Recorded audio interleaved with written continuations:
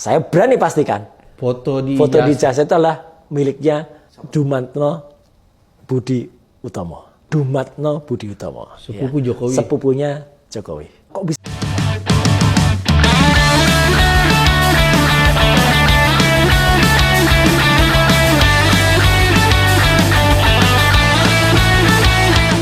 Ternyata problem ijazah palsu yang disematkan pada Presiden Jokowi kala itu hingga kini masih belum berakhir. Banyak drama yang melingkupi. Kala itu orang yang bernama Bambang Tri memang menggugat dengan bukti-bukti yang dimiliki soal keaslian ijazah Joko Widodo. Ada rangkaian. Kala itu Bambang Tri ini menjelaskan secara detail. Memang secara sekilas apa yang dipaparkan oleh Bambang Tri dengan beberapa pengacara yang ada di belakangnya itu memang nampak sekali sangat rasional. Jika kemudian ada kecurigaan, ada dugaan bahwa ijazah Joko Widodo itu palsu. Tapi lagi-lagi ketika proses di pengadilan, Bambang Tri dan para pendukungnya kalah untuk membuat argumentasi hukum.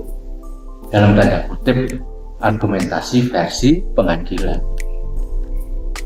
Tapi kan masalahnya sederhana kalau kita mau mempersoalkan ijazah itu.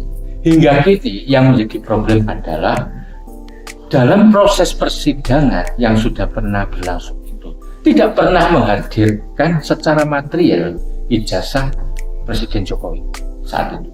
Nah ini kan kemudian menjadi dilema.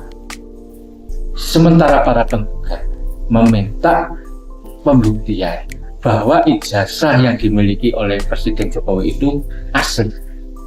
Tentu saja pembuktiannya adalah secara material, secara fisik. Tapi selama persidangan tidak ada. Justru saksi-saksi yang kemudian menguntungkan Presiden Jokowi.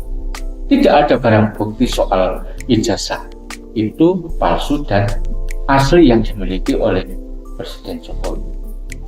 Kalau soal kronologis dugaan palsu sudah banyak disampaikan oleh Bambang Tri dan juga para pengacara. Tapi kemudian tidak ada compare perbandingan dari ijazah asli yang diklaim dimiliki oleh Presiden Jokowi. Tapi dalam persidangan lagi-lagi kandas.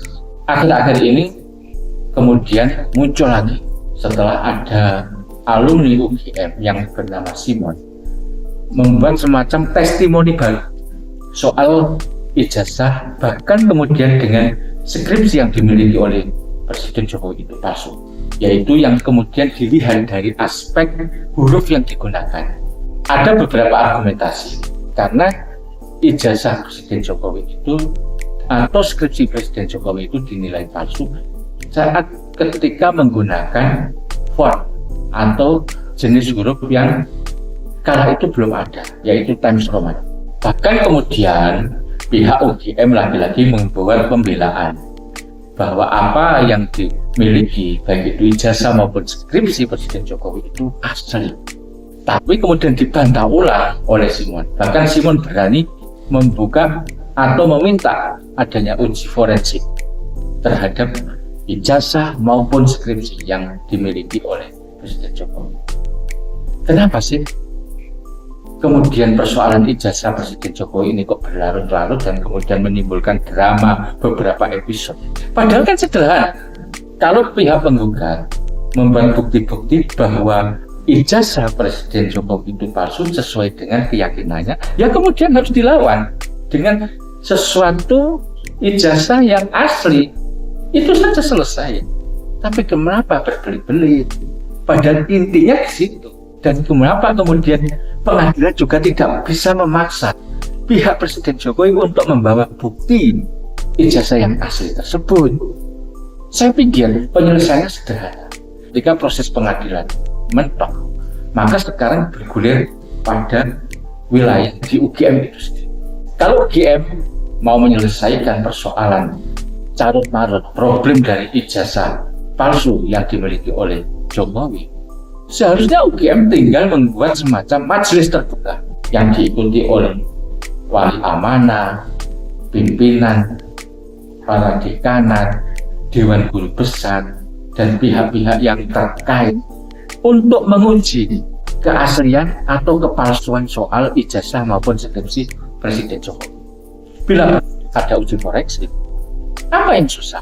Maka pertanyaan publik kelihatannya ada yang ditutupi karena sesuatu yang sederhana kenapa sih kemudian bikin rumit dan sulit. Kalau misalnya UGM bisa membuktikan sesuatu yang asli, ya buktikan saja, bukan menciptakan argumen-argumen yang justru itu akan menyudutkan pihak UGM sendiri. Masalahnya, apakah mereka pihak-pihak yang ada di belakang Presiden Jokowi punya niat baik untuk menyelesaikan, membuat solusi ini dengan baik pula? Maka saat ini bola bergulir pada wilayah UGM. Tinggal UGM mau menyelesaikan atau tidak. Itu terletak pada wilayah UGM itu sendiri.